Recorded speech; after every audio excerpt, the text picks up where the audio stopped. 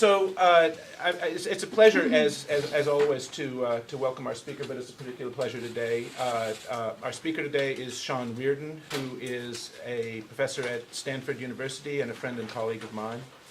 As we are proud to note at Stanford, Sean had an article about the work that he's talking about today, above the fold in the New York Times, which never happens to academics, right? So we say, oh man, that is so cool. Something to aspire to for the rest of us. And his work on income achievement gaps has really, I think, changed the policy conversation, certainly not just in California, but nationally, as we think about how to increase achievement for disadvantaged students. So Sean's going to talk about his work both in national context, but also in international context. And Sean, thanks for coming.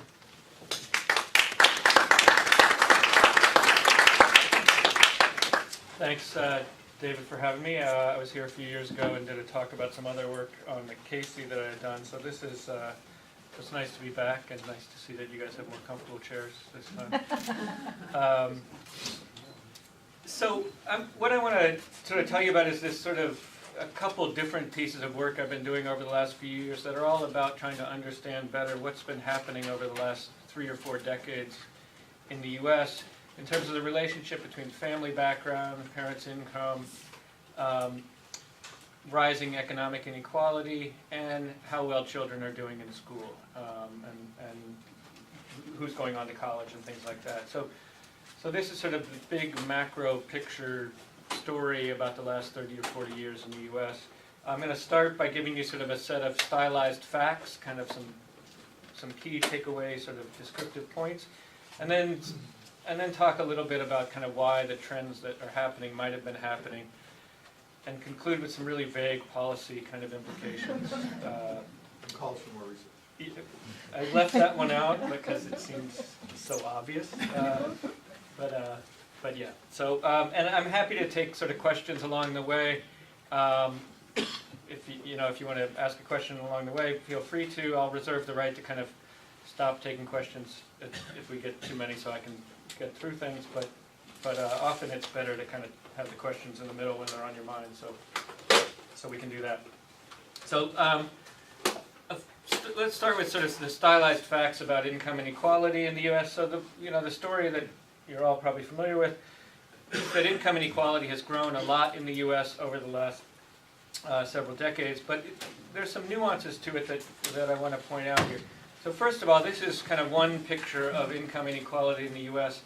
This is compiled by Emmanuel Saez at Berkeley and his colleague Thomas Piketty, and they looked at over the course of the 20th century at how much of the total income earned in the U.S. went to the top 10% of earners in the U.S. And so you can see that this was very high in the 1920s and 1930s. The top earners earned about 50% almost of all income at that time. Then World War II, the economy changed dramatically following World War II, and there was a long period in the 50s, 60s, and into the 70s when income inequality was sort of historically low for the U.S. The top 10% earned about 1/3 of all income in the U.S., so still sort of, more than the representative, but not so disproportionate. And starting in the late 70s, this took off again, and income inequality has basically just been going up for the last 40 years. In about 2007, 2008, before the recession, the top 10% were earning almost 50% of all the income in the U.S., so as much as the other 90% sort of combined. The top earners got hit hard at the beginning of the recession, and so inequality sort of went down a little bit. But if we, this only goes up through 2010. If you can see the data for the next few years, it's going to have gone up again because the top earners, whose money was mostly in investments, the stock market has sort of gone up, and so people whose money is in investments has gone up a lot in the last few years, and so all of that, 93% of the income gains in the last few years has gone to the top 10%. And so if we see the next few years, it's going to keep going up, unfortunately. So that's the story of overall income inequality. But when we're thinking about education, we really want to think about the income inequality among the families of school-age children. So not just among all families, but if we look at that, the story here is a little bit different. So this is data only goes back to the late 60s, but this is the ratio of the income of the family at the 90th percent of the income distribution to the 10th percentile. So in 1970, that was about 5, so somebody who was at the 90th percentile made about 5 times more than somebody at the 10th percentile. And now that ratio is about 11, so it's more than twice the size. So the sort of distance in income is more than twice as big as it used to be. And most of that growth happened actually in the 70s and 80s and into the early 90s, though it seems to have started to take off again as well. And you might sort of say, well, is it because income inequality is growing at the top? That's the story we usually have been hearing. Or is it because it's sort of growing at the bottom? Are the poor sort of falling further behind the middle class, or are the rich pulling away from the middle class? So these two lines help to answer that story. The blue line, the top one, tells you the ratio of the income of the median income family to the 10th percentile family. So that tells you how far apart the bottom is from the middle. And that grew a lot in the 70s and 80s. So in the 70s and 80s, the middle class sort of surged ahead of lower income families. But now that in the last couple decades, that distance has stayed about the same. And then there's been this sort of long, slow, steady increase in the income inequality between the high earners and the middle class, but not nearly so sort of dramatic as there. And so we'll keep this picture in mind a little bit later. So for children in school, income inequality actually grew a lot more in the 70s and 80s than it grew in the last few decades. I have a question. Is this nationwide data? Or This is nationwide. Everything I'm going to tell you today is nationwide. I don't have any California-specific numbers for this, but Could we see the previous slide again, Sean? yes, you could. So it's from about 5 to about 11. It goes from 5 to 11, and if you multiply these two by each other, they would equal the other one. You know, it's this 90-50 ratio times the 50-10 equals the overall one. But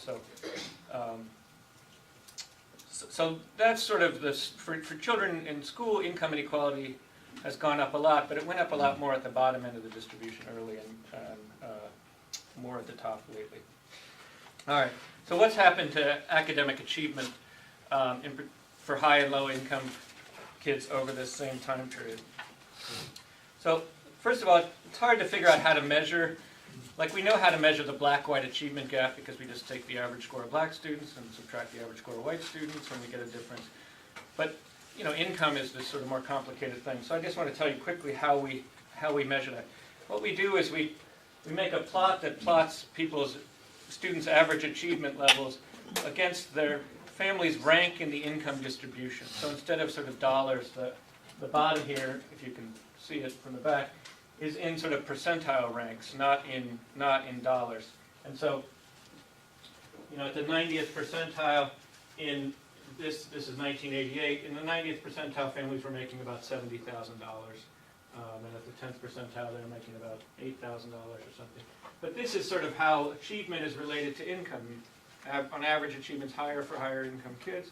And what we're going to do is we're going to sort of say, what's the average achievement of the 90th percentile child, that is the child whose family is at the 90th percentile of the income distribution, and what's the achievement of the child at the 10th percentile, and we'll take that difference and we'll call that the sort of achievement gap between high and low income kids. So when I show you these achievement gaps between high and low income kids, it's sort of that difference. And of course, if this line gets steeper over time, then that gap's going to get bigger, and if the line gets flatter over time, that gap's going to get smaller.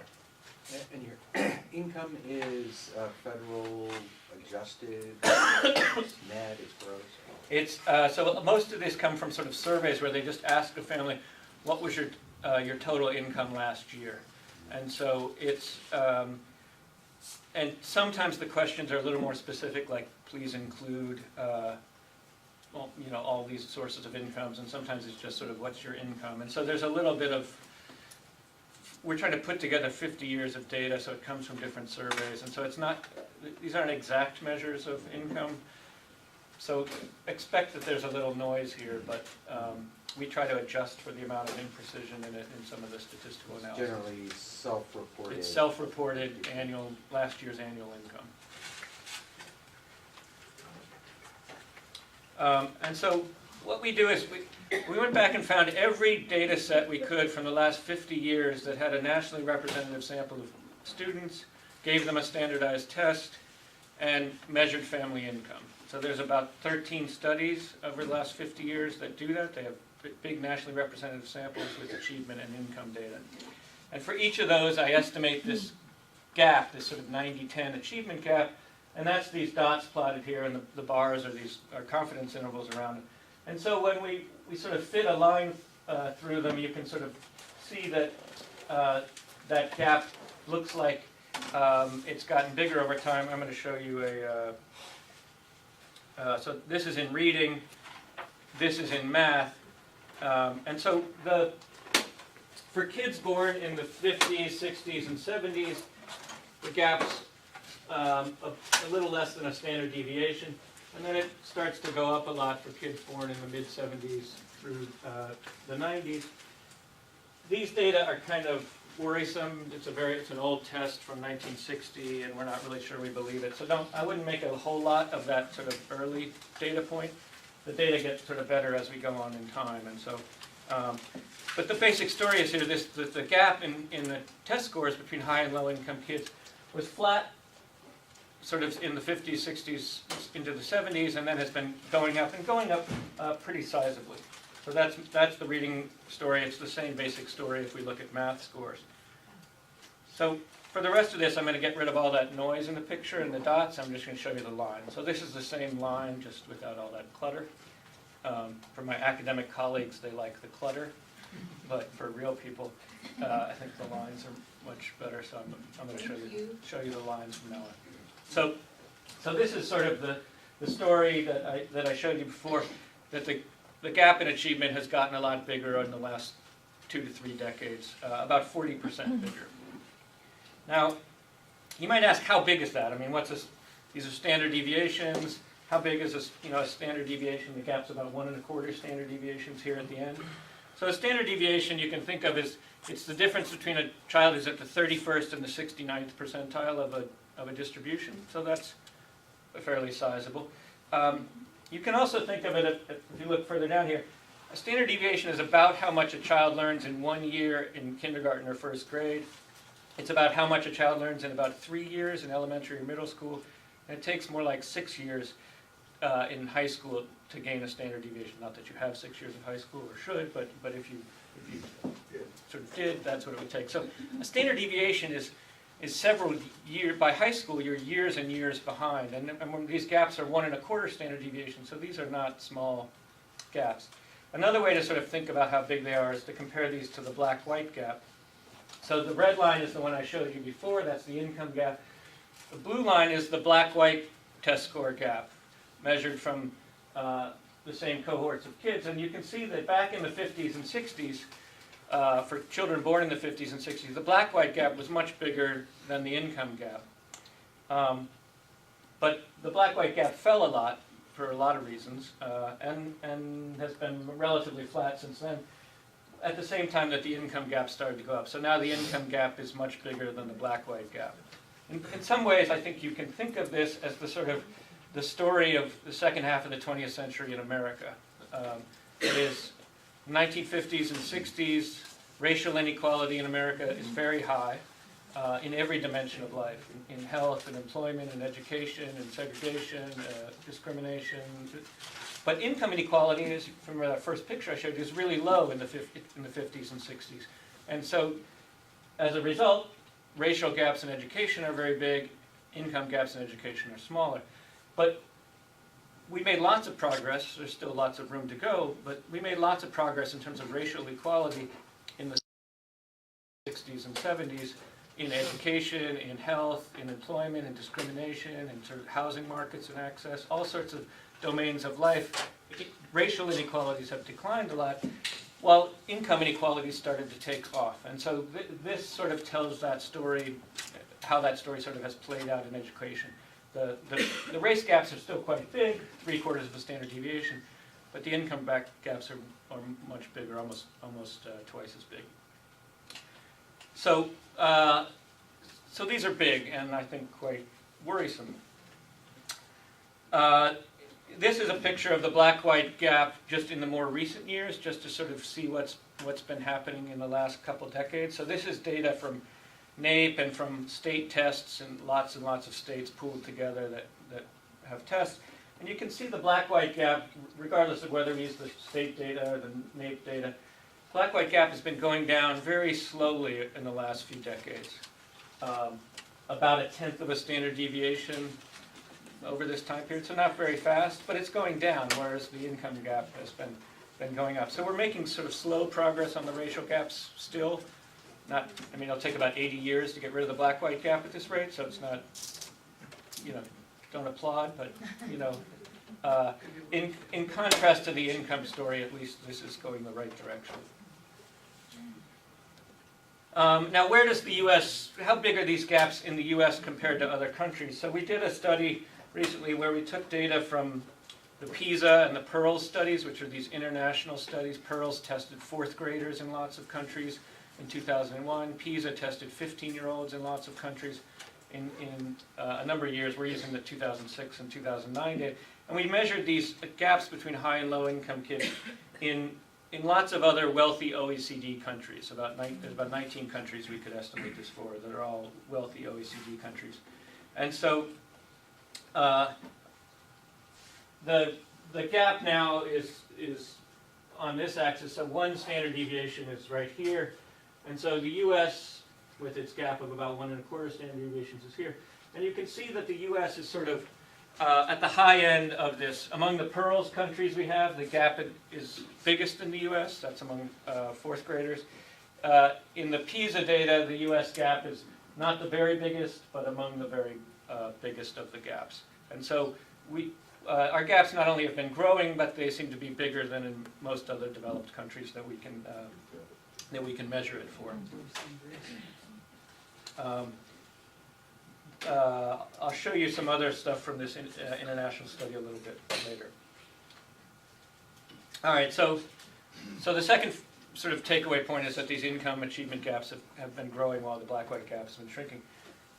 The third point I want to make is that most of the growth in this income achievement gap is growth at the high end. So what do I mean? If we look at our familiar line again here, so that's the gap growing, and that's the gap between the child whose family is at the 90th percentile of the income distribution and at the 10th percentile. We can break that into how much of the gap is between the 90th percentile income child and the median income child, and how much is between the median income child and the bottom. So sort of how much of the gap is sort of between the rich and the middle class, and how much of the gap is between the middle class and the poor in terms of achievement. And this tells you that story. So the blue is the part of the gap that's between the middle class and the low income child.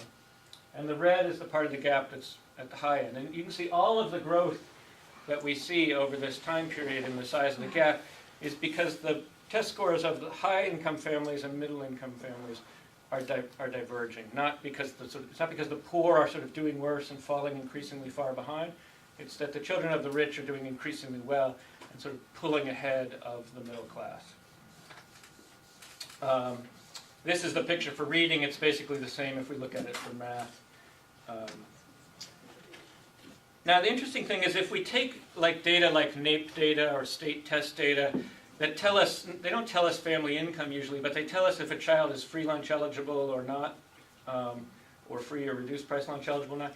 We could sort of say, well, what's the gap between the free lunch eligible children and the non-free lunch eligible children?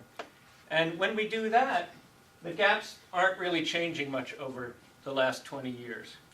Why do we see the gap growing in these other measures, but we don't see it growing between free and reduced price lunch eligible kids? There's sort of two big reasons. One is free and reduced price lunch eligibility is not measured terribly well. Any of you who've worked with schools and free lunch eligibility stuff know that it's a very sloppy, is a nice word for it, kind of process about who gets classified that way and whatnot. So that's one of the problems. But the bigger problem is really that when we compare free lunch eligible and non-free lunch eligible kids, we're sort of comparing the bottom 30 or 40% of kids to the top 60 or 70% of kids. And if most of the action is sort of happening at the top, we're not going to capture the sort of action at the top because we're sort of comparing all of the sort of upper 2/3 or so to the bottom, and so we don't really see the action. You see the action much more when you look at the when you can look at sort of very high income versus middle, rather than just sort of everyone who's not near the poverty line versus poverty line.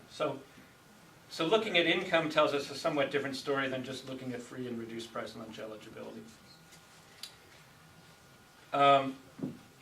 Now, what I've shown you so far is test score gaps, but there's also some interesting new studies, and we did a related study looking at how college enrollment and college completion and access to selective colleges has changed in relation to income. So this is a picture we made that we're very proud of. It has a lot of colors in it. But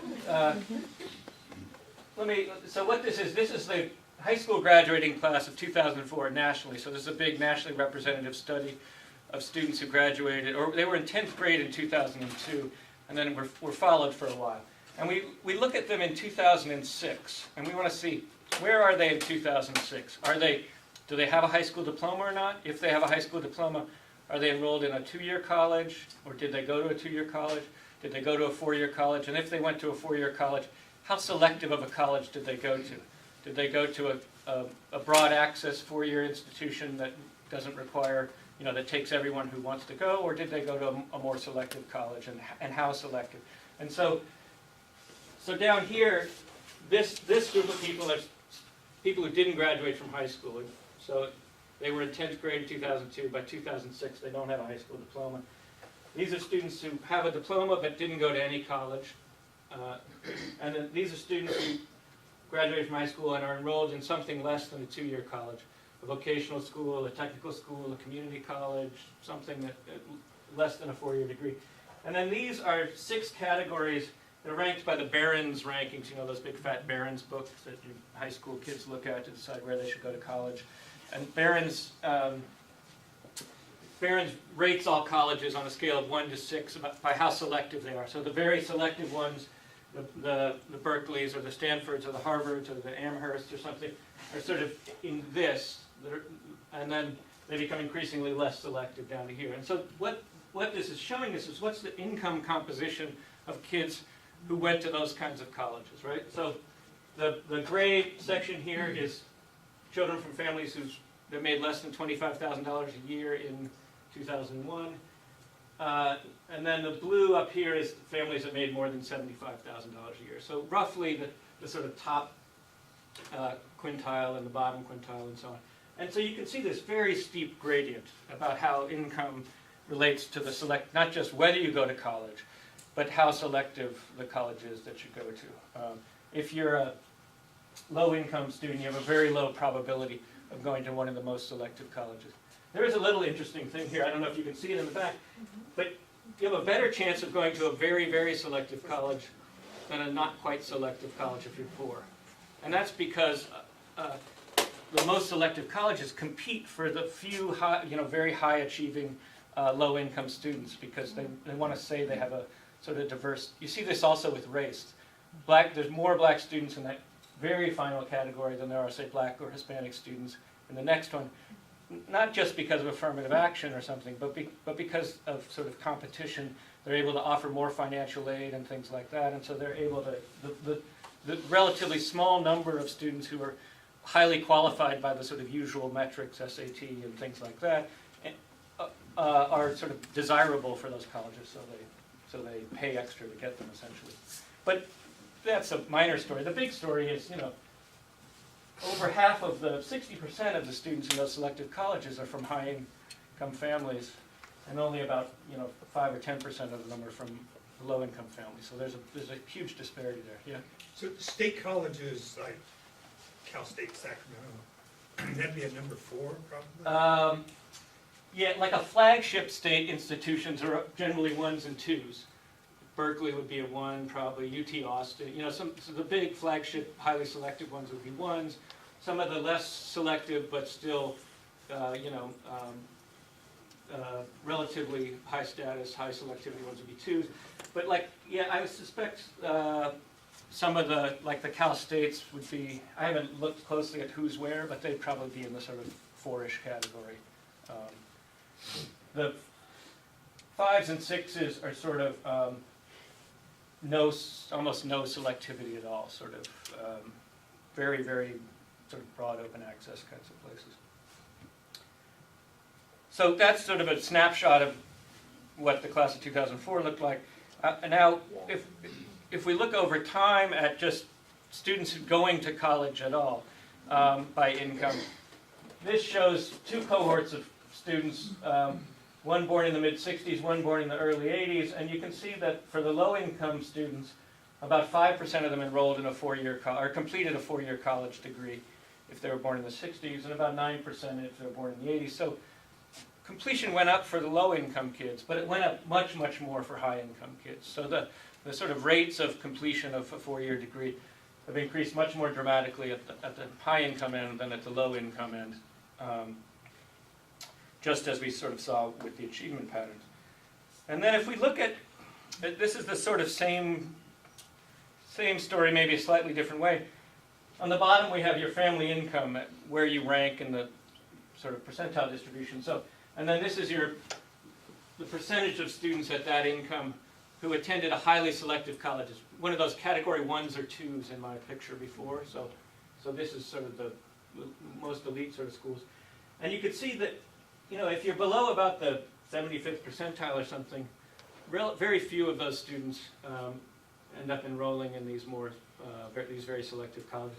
But your likelihood of getting into one of them goes up very sharply as at the high end of the income distribution. That's for the graduating class of 1982. So this is 3 decades ago. If we look at the class of 1992, it went up, but it went up mostly at the high end. And if we look at the class of 2004, it's still higher, but not quite as high. 1992 is a funny year because it's sort of the low point of the sort of baby boom echo. That is, you know, baby boom, you know, mid-40s, mid-60s, and then they all have kids, and their kids all go to college in the 70s and 80s, and then there's sort of a low point in the population distribution in the early 90s where there's relatively few kids 18 years old in 1992. And so there's actually more spots in college per kid, and so your likelihood of going to a selective college is greater in 1992 than it would have been in the decade before, a decade later, just because of sort of demographics. So part of the reason the 92 line is a little higher has to do with this population demography story. But the main point to take away is that, you know, there's this big increase over this 20-year period from the early 80s, early 2000s in terms of the likelihood of high-income students going to these most selective colleges, but not much increase for middle or low-income kids. And, you know, middle-income kids aren't doing terribly better than poor kids here. It's really, all the action is at the top. So things have gotten a lot better for the children from very high-income families in terms of access to these most selective colleges. They haven't changed much for the middle class, and certainly not for the poor. And those are pretty striking, I think. I mean, only about 5 or 6% of kids go to these most selective colleges, but if you're at the 90th or 95th percentile, you have like a 25 or 35% chance of going. You have way higher odds than you would predict simply on the basis of the number of spots available. Again, it's partly the advantages of wealth and income, but it's partly also because the income achievement gap has been going up, right? So remember, these are the same high-income kids who now have much higher test scores than the middle class. And there's some other research that folks have done that show that colleges increasingly rely on test scores in access to these selective colleges. And so there's this sort of combination where test scores have gone up for the high-income kids a lot, and test scores matter a lot more in getting into these most selective schools, and as a result you have this increasing concentration of the kids from the wealthiest families in the most selective schools. And of course, going to the most selective schools, people think matters a lot. The evidence is a little shaky on whether it's really that much better to go to, I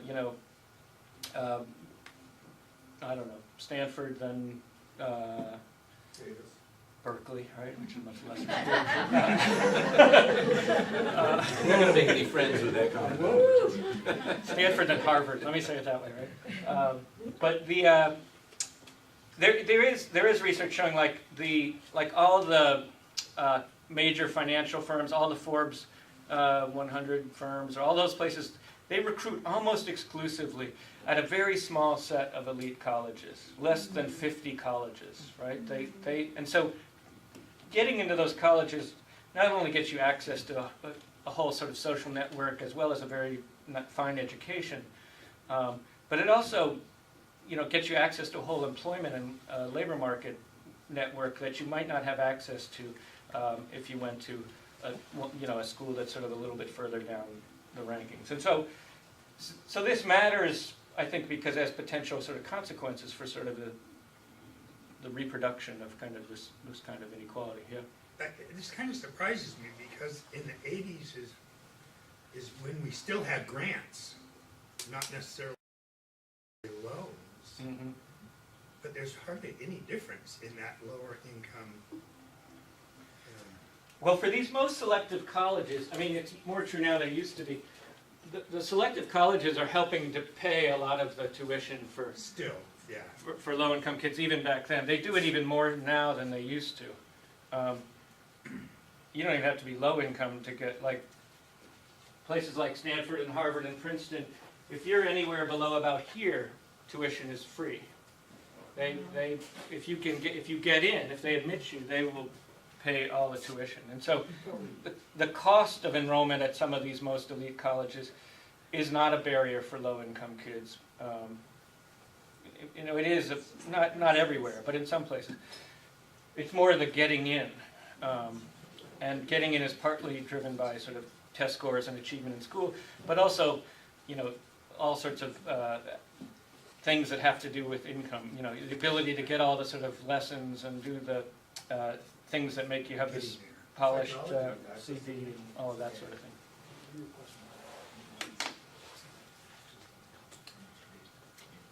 All right.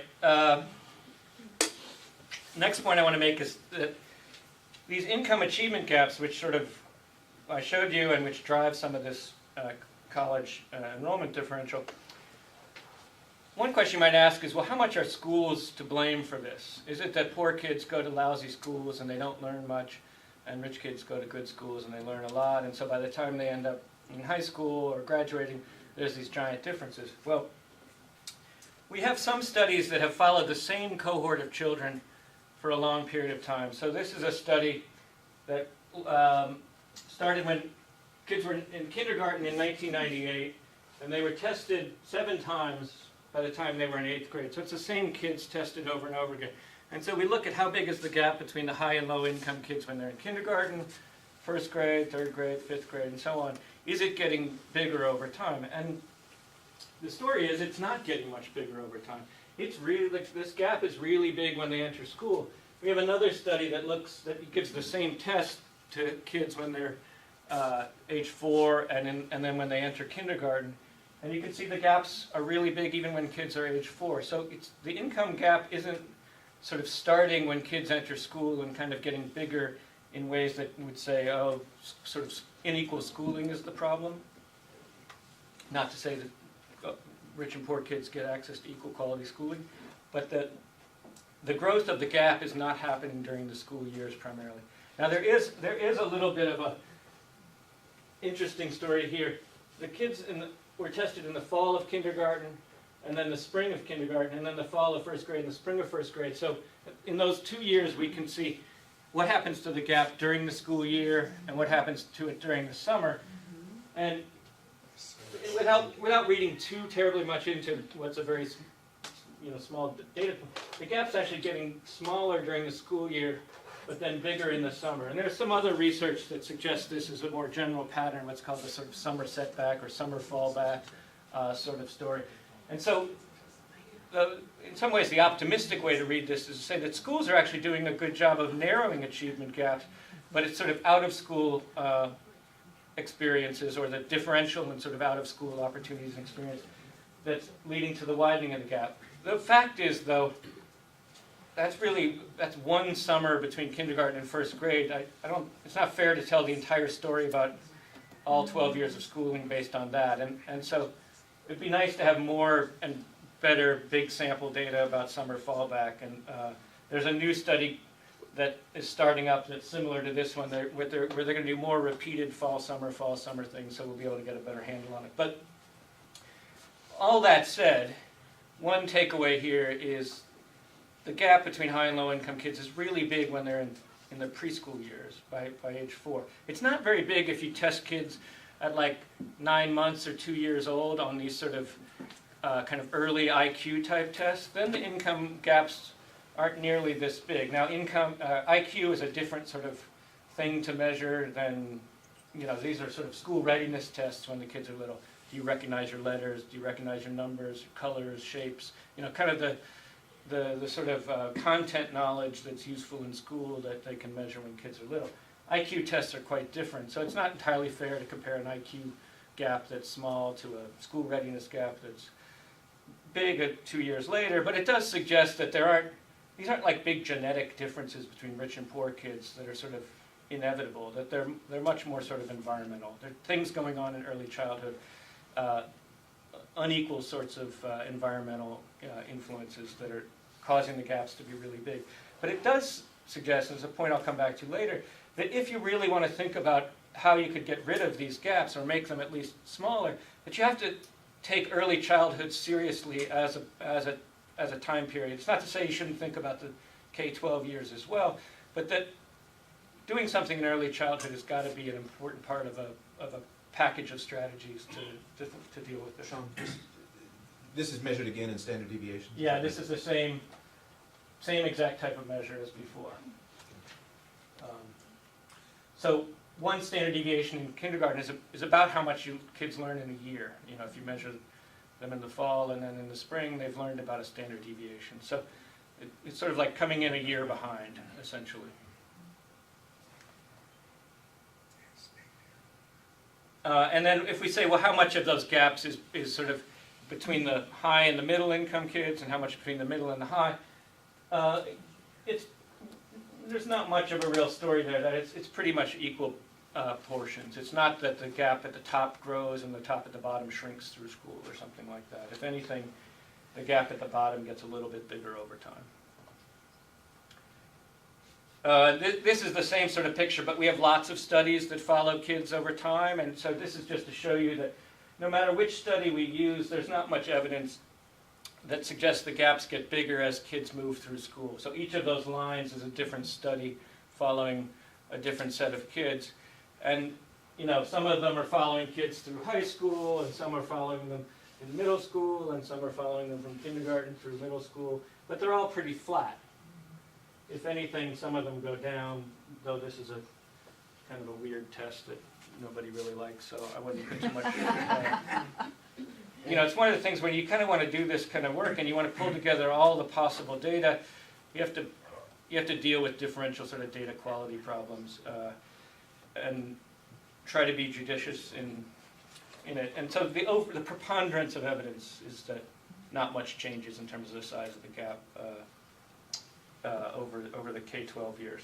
And these are various tests across the country.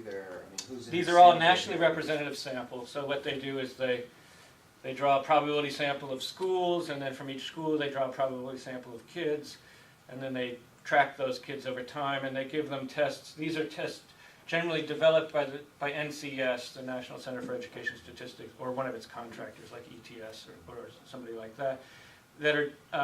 So they're not tied to any state-specific standards. They have some similarity sometimes with some NAEP items, but they're not NAEP-like per se. They're supposed to be general. The reading ones are sort of general reading skills, comprehension skills, and the math ones are sort of age-appropriate kind of math skills, but not tied to any particular curriculum or standards. Mm-hmm. And so it's the same test in any one study. It's the same. So this one here is a test that has a vertically equatable metric. So as kids get older, some of the items get harder and they take off the easy ones, but they can equate the test over time. So they're as as good as you can do, I think, with these longitudinal. And you are trying to aggregate up to look at these national income right. inequality trends. So I assume you weren't looking at effects of different kinds of schools on the income Right. achievement. Yeah, so that- high resource community. This is a sort of super high level description, sort of, let's take all the kids in the country who have incomes at about the 90th percentile and all the kids at about the 10th percentile and just compare their test score differences without trying to say why they're different. Right. So you're saying on average, school is not, doesn't appear to be increasing the gap. Well, on average, the gap isn't getting bigger during the school years. But it could be, as I said, schools are actually making it smaller, but it's getting bigger in the summer and it ends up being a wash. It could be that it would get bigger if schools, as kids age, if schools weren't doing the things they do. So it's not to say schools do nothing, it's just to sort of say that whatever's going on in those years, on average, the gap is neither getting much bigger nor much smaller. What would you think would explain that lack of, that similarity in achievement across school years, since that seems to be so different than other things we've read? This picture here, what explains it? One way to think about it is that a group of students sort of enter a school or a district. They have a kind of a distribution. There's some sort of higher and lower achieving students. And schools don't make dramatic changes in where kids rank over time. The kids who are generally scoring at the bottom or at the beginning of the year or sort of scoring at the bottom at the end of the year and at the top. And so that there's just a kind of a general sort of stability in ranking of kids. And these gaps, remember, are measured in standard deviation units. And so there is a little, it's tricky to sort of think about if the high achieving kids learn faster and the low achieving kids learn slower, the gap would get bigger in some ways of measuring it. But then we standardize it, and so it ends up sort of making the standard deviation sort of always the same over time. And so this is sort of more like saying that the rank of high and low income kids in the test score distribution doesn't change much over time, the relative rank. So that high income kids on average might be at about the 80th percentile and low income kids on average are at about the 20th percentile. And individual kids might move around, but but that doesn't change much. That's one way to sort of think about it. That there's a kind of stability in your sort of relative rank within the distribution. Going back to an earlier slide, so at kindergarten, they're 1 year behind, a little over 1 year behind. But by 14 years old, they're 3 years behind. Yeah, so, when you look at these vertical test metrics, kids learn very fast early on, and then the rate of learning kind of slows down. And so the amount that the average kid learns relative to the distance between, the highest and low achieving kids in their age group slows down over time. And so in kindergarten, you're learning very fast, so a standard deviation only takes you sort of a year to make up. But later on, you're not on average, kids aren't learning as fast, so it takes you multiple years to make up a standard deviation. And it does, like you said, it really makes it extremely critical, not just pre-kindergarten, but very early on, 2 years old, a year or 2 years old, that to really concentrate on those early years. I know I lucked out. My mother would read to me every night. By the time I got to kindergarten, I could read and write. I could write my own name. And that put me way ahead of a lot of people. And so we were, working class. Yeah. So, but those key ages are absolutely critical for any achievement. Yeah, and I'm going to come back a little bit to what some changes in parenting behavior over this time period that might help us understand this and help us think about what to do about it. This is just sort of a quick aside, Sean, but having noted this phenomenon of this decrease in I've often wondered how much that might be an artifact of what we're measuring. That it's not really, maybe it's not that kids are learning not learning that, they're just learning things that we aren't measuring. They're learning how to date, they're learning how to drive, they're learning how, all sorts of things that we're not measuring. That's right. And they've, pretty much had their reading and writing and getting where they're gonna get in reading and writing. So I just wanna point that out. Learning maybe, maybe not, but what we measure, Yeah. Yeah, so, yeah, I mean, these is a narrow set of outcomes I'm looking at. I'm looking at sort of performance on standardized math and reading tests. There is some really interesting new work that Bob Putnam is doing. You might know Bob Putnam from sort of Bowling Alone and American Grace, these very well-known books he wrote, Social Capital and, this sort of thing. Well, Bob's been doing this work where he's been looking over the last 30 or 40 years at some other data sets where they don't have test score data, but they have sort of information about students' civic engagement, how much they join clubs, are they the leader of a sports team or a club, a bunch of sort of pro-social, socially positive kinds of behaviors that we would want kids to be doing. And he's looking at how that's, not just how those trends have changed over time, but how they've changed differently for kids from well-educated parents or high socioeconomic backgrounds versus low. And he finds very similar patterns to this. That is, the disparities in those pro-social, civic engagement kinds of behavior between high and low income kids have widened, starting pretty much in the mid-70s in ways that kind of coincide with these patterns. And so if we measure other kinds of outcomes of young people, not just these sort of standardized test scores, there seems to be some consistency in this story that there's a widening gap in all sorts of developmentally positive outcomes between high and low income kids, which in some ways is a much more worrisome story than if it's just test scores, I think. Not that test scores are trivial, but we spend a lot of time talking about test scores in the current educational climate, and I like that Bob is thinking about some other kinds of developmental outcomes. I don't love what he's finding, but it's not his fault what the data say, right? So let me move on a little bit. Last stylized fact I want to make, which is run off the bottom of the screen, which says average achievement has gone up over the last few decades. I'll show you a picture. So some people say, well, the gaps are getting bigger because the poor kids are just doing a lot worse. Our schools are worse, and there's this kind of refrain about how terrible education is these days, and it must be the bottom that's really the problem here. Well, if you look at NAEP scores, and so NAEP, these are the national NAEP scores from the long-term trend data. That's the same test. It's been given to nationally representative cohorts of 9, 13, and 17-year-olds since the 70s. And if you look at the trends in NAEP scores,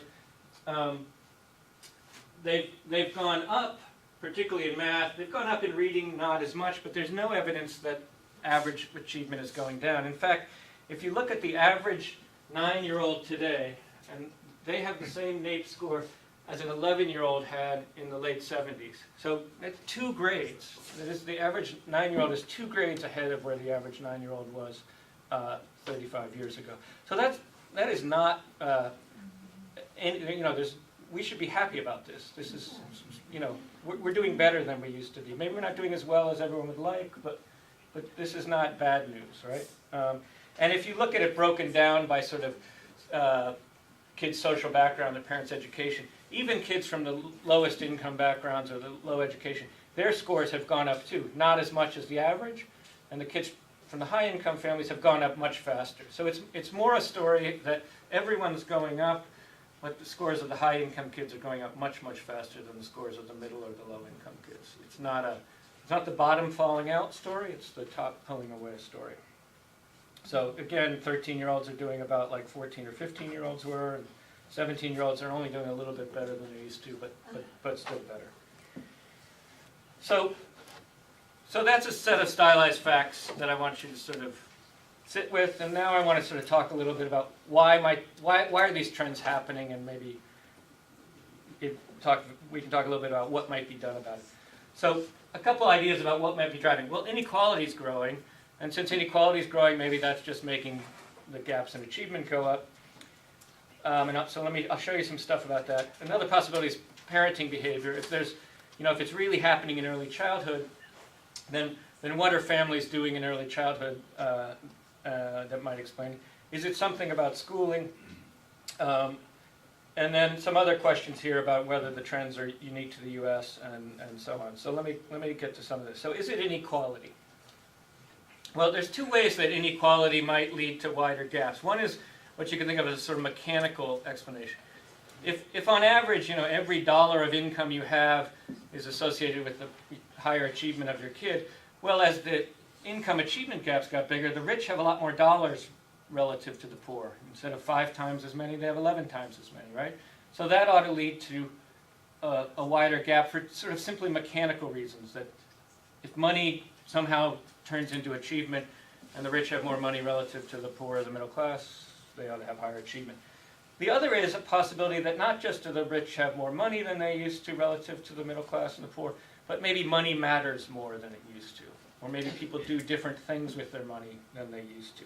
And so we want to try to distinguish between this sort of mechanical thing that says money matters the same amount, but there's just more of it, or more difference in it, because there's kind of less of it these days. Or is it because how much money matters has changed over time, or the ways that money matters has changed over time.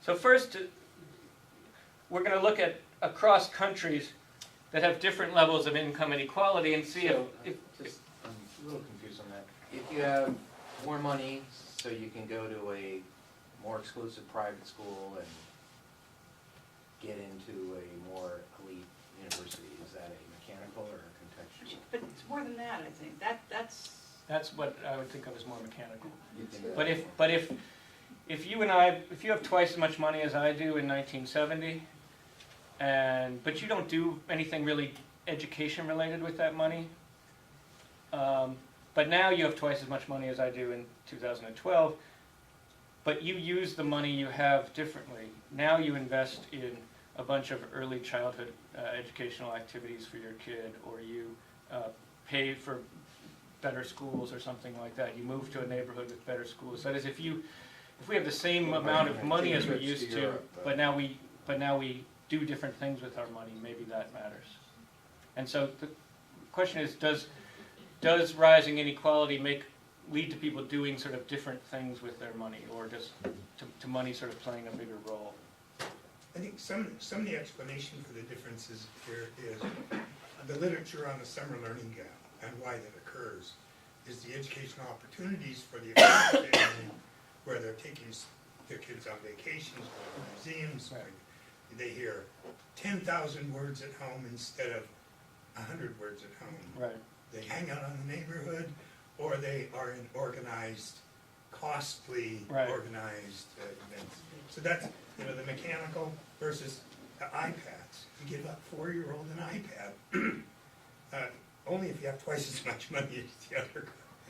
Yeah. The other one gets a book to draw in, right? Yeah. So let me try to.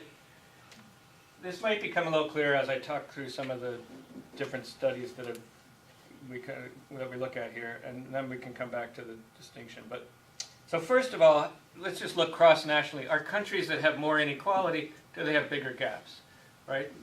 That wouldn't necessarily tell us which of these it is, but it would at least tell us whether inequality at all seemed to be related to it.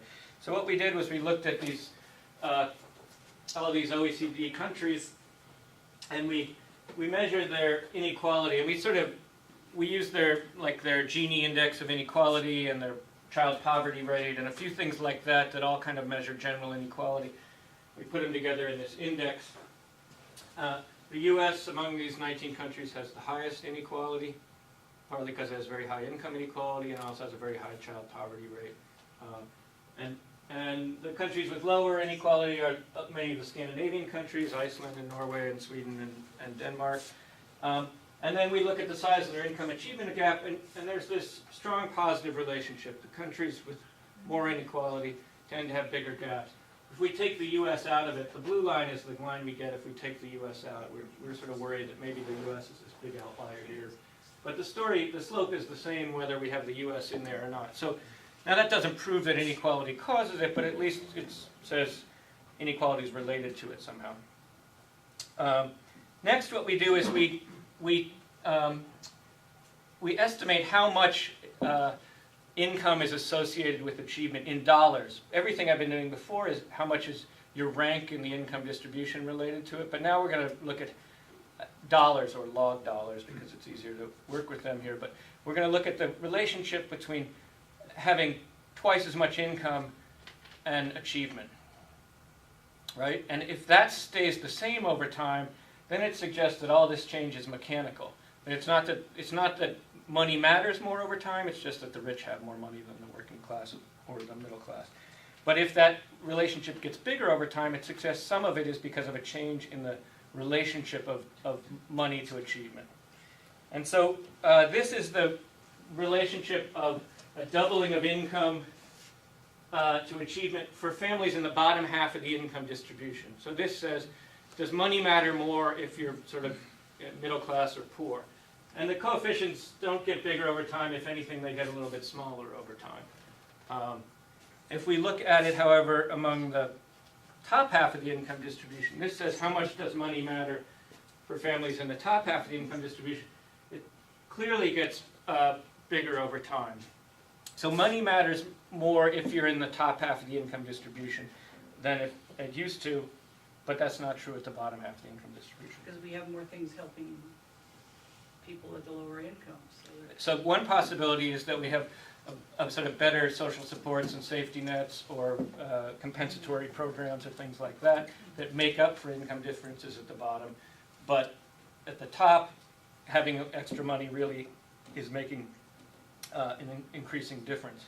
So let's look, what are people doing with their money? So we have these consumer expenditure surveys that a guy named Savino Cornrich analyzed, and Duncan and Murnane write about it, so this is their picture. But they go back to the 70s, and they ask families, what do you spend your money on? And they break it into lots of categories, and we know whether the families had children and whether they have school-age children or young children or things like that. And for low-income families, the amount of money they've spent on children, these are constant 2008 dollars, has stayed about the same. It's gone up somewhat, but not hugely. Now, high-income families spend more on their kids, but the rate at which they spend on their kids has gone up dramatically. Part of this is because of increases in tuition, private school tuition, and things like that. But a lot of it is in early childhood, increasing expenditures in early childhood. Preschool, child care, educational activities, things like that. So partly the rich are spending a lot more of their money on their kids than they used to. So there's a change in how money is getting spent.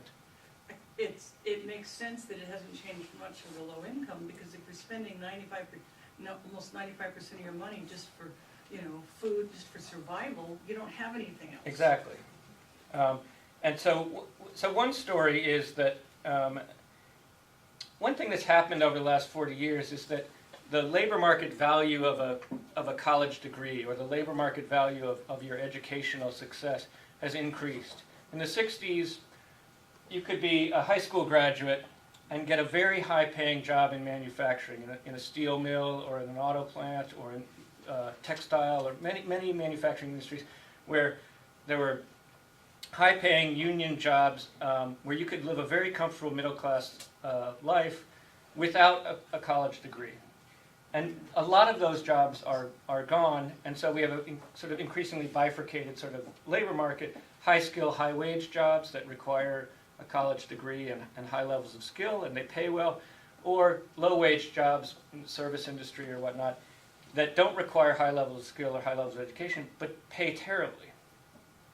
And so education matters a lot more. If you want a high-paying job, increasingly you've got to get a college degree and have high levels of skill. Well, as people realize that, families start to get increasingly anxious about how well their kids are going to do in school, because it's not enough just to sort of get through high school and you'll be fine. And so there's this increasing sort of competition for the educational success of your children. And then, so what do you do when you want to compete? Well, you invest the money you have in that competition. Well, if you don't have a lot of disposable income, even if you want to, there's not a lot of extra money sitting around that you can invest in that. But if you have a lot of disposable income, you can shift it from somewhere else and spend it on education. Or better yet, if income inequality is going up, your disposable income just went up a whole lot, and you can spend a lot of your extra disposable income on education and not really have to cut back on anything. And so what happens over this time period, I think, is that as families realize that the educational success of their kids matters much, much more than it used to, there's an increasing competition for sort of success in the educational market. And education is a kind of a positional game, that it's not enough for me to do good. If everyone else is doing better than me, then I'm not doing so good. And so everyone has to keep trying to sort of do better, get higher on the on the ladder. And so the families with more and more resources invest more and more of them in their kids' educational success, and the kids appear to be doing a lot better. But that only benefits the folks sort of at the top end who have seen their incomes going up and who have disposable income to deal with. And that's one story that I think leads to this sort of widening gap.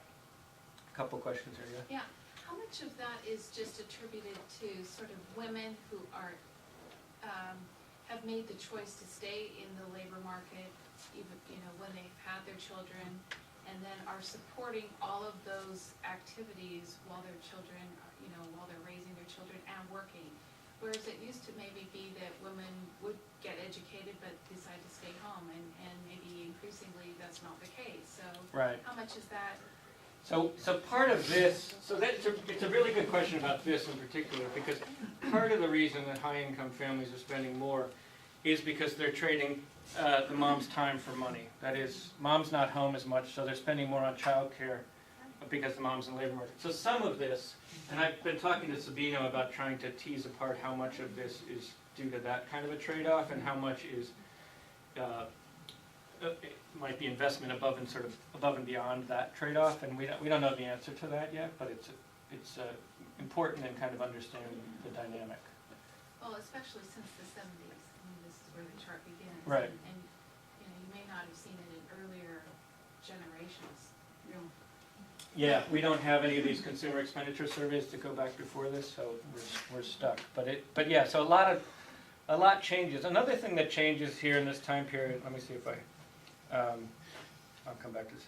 So a couple other things changed in the family in this time period, and Sarah McClanahan at Princeton has written a lot about this.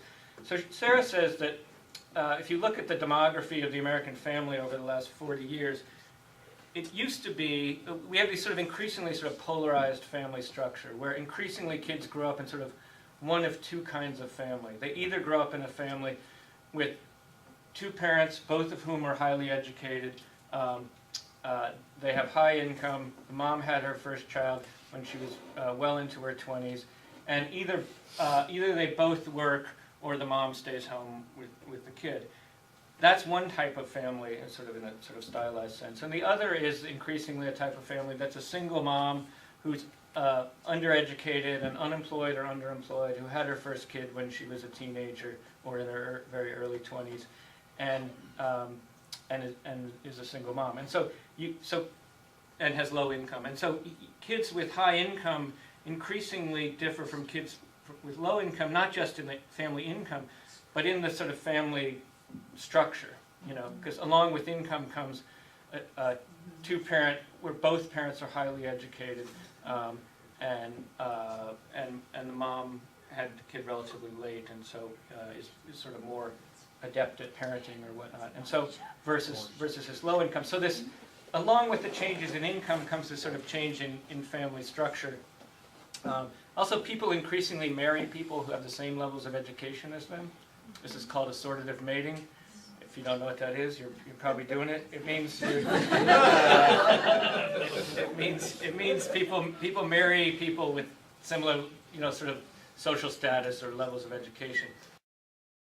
And that means that if you have one highly educated parent, you tend to have two, and that's more true now than it used to. Partly because women are getting much more education than they used to, so you don't often have this highly educated dad and less educated mom. Now you have more, and so along with income comes two-parent families, both of whom have high levels of education. And so that means that along with the high income of these families, you've got all this other stuff that might matter for kids' development that's changing along with sort of income inequality. One other thing that's changed here, I think, that's interesting to sort of think about in a little more amorphous way, is how Americans think about what it is to be a parent compared to what they thought about 50 years ago.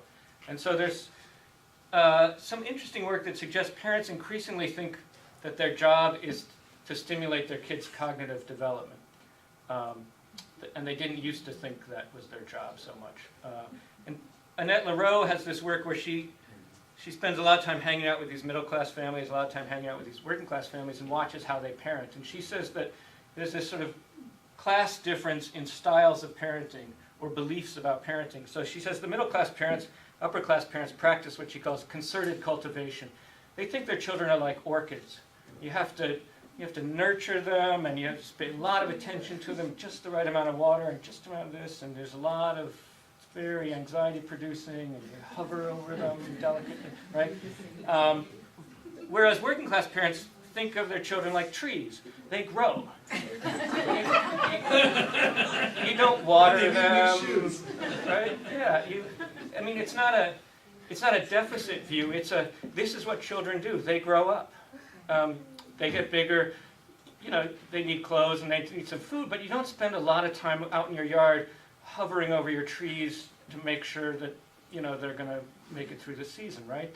That's kind of what they do. And so she argues that this class difference in how parents think about their job of parenting leads to very different strategies of parenting and very different kinds of investments.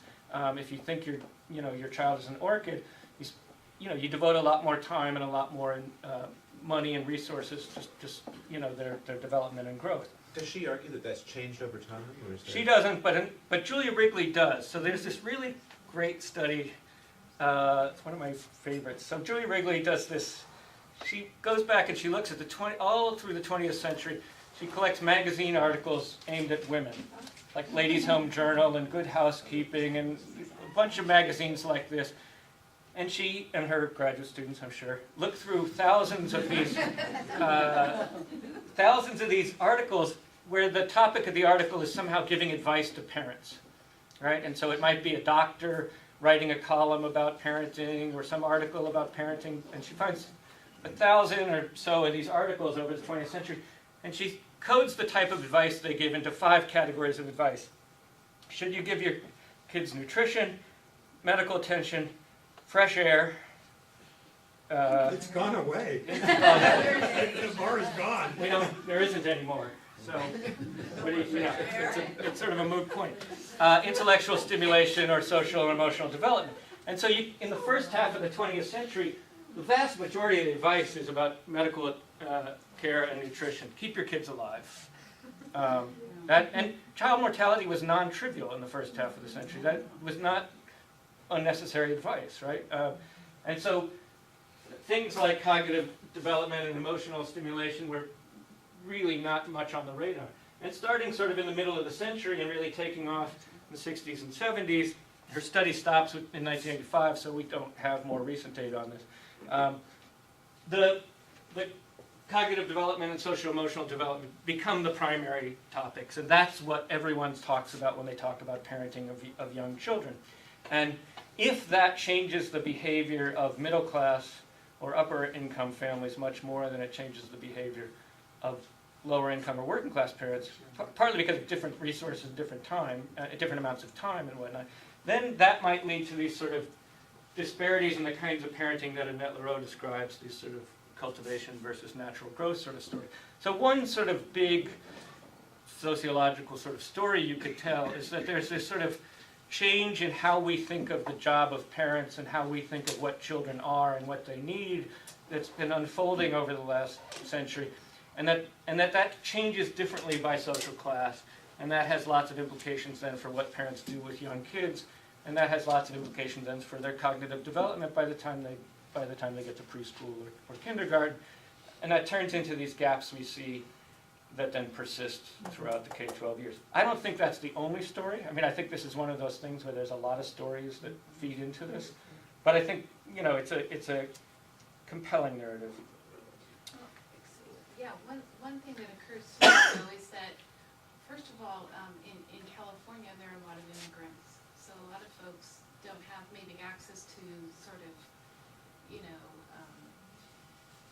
English speaking kind of, or even want to. Right. They have their own social networks where they don't get advice maybe from Right. someone who's writing an article in a magazine or what have you. They are conversing with their neighbors or their mothers or grandmothers or what have you. So there's a completely different, so I'm just wondering, and then now, people I think are consulting on the internet, if they have access, if they're within a class that, is familiar with that. Like television. Or maybe television, but the other thing too is I would get back to sort of working women who are not accessing those kinds of things. Yeah, so I don't mean to say this is how people learn how to parent.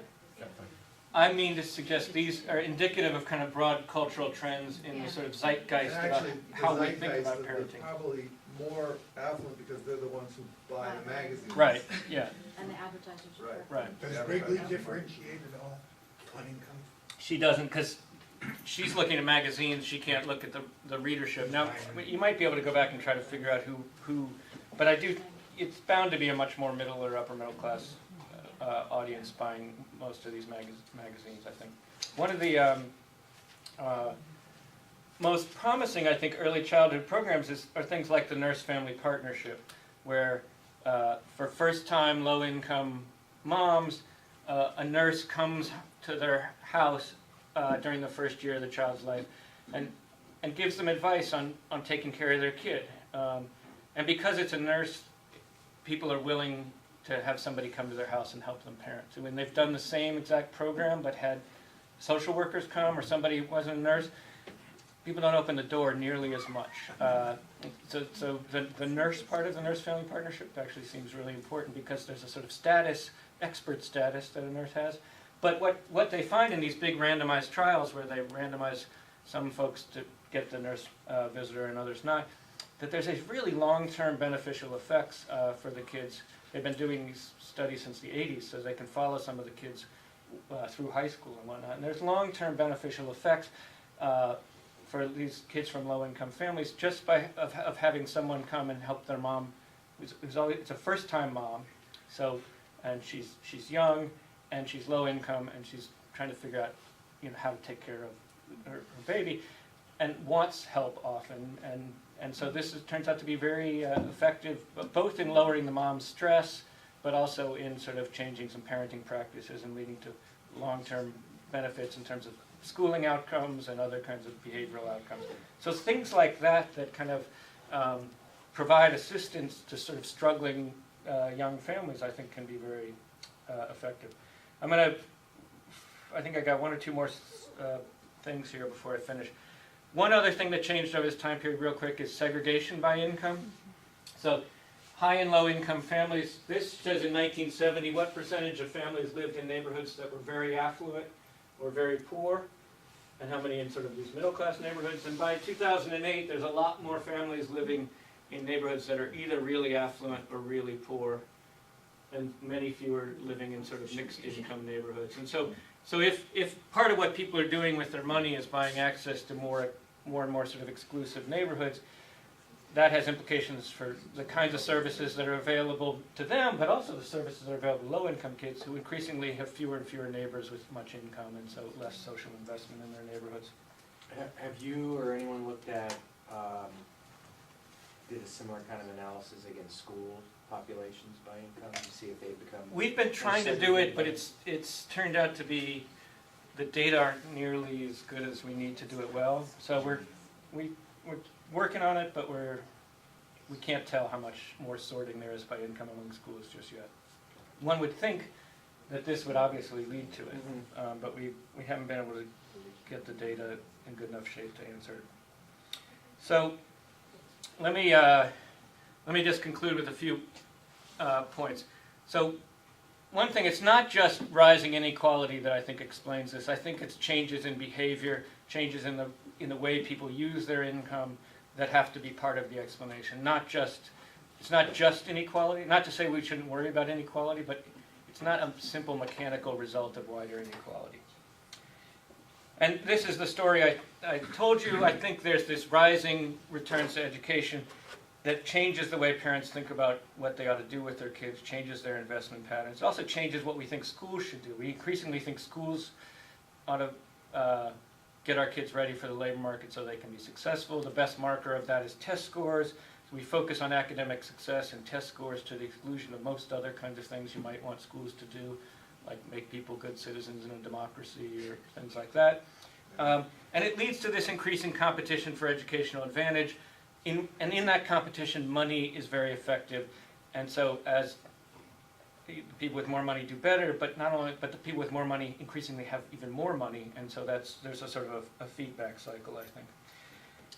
And so one of the implications of this is that as the children of the rich do better in school, and as those who do better in school increasingly become rich, you get this sort of feedback cycle where the sort of American dream of social mobility, the possibility that you can sort of climb the ladder, declines. And it's not clear to me that schools alone would be sufficient, that sort of doing stuff in schools alone would be sufficient to kind of undo that pattern.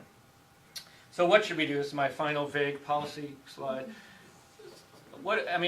There's a lot of things one could do, including sort of more progressive tax structures and things like that. But barring that, I think sort of item number one has to be greater investment in early childhood, and particularly targeted investment for low-income families, both to support the families. It's really hard to be a good parent and read to your kids every night when you're stressed or depressed, when you're trying to work 2 jobs, when you can't make ends meet, when people are knocking on your door to get you to pay your bills.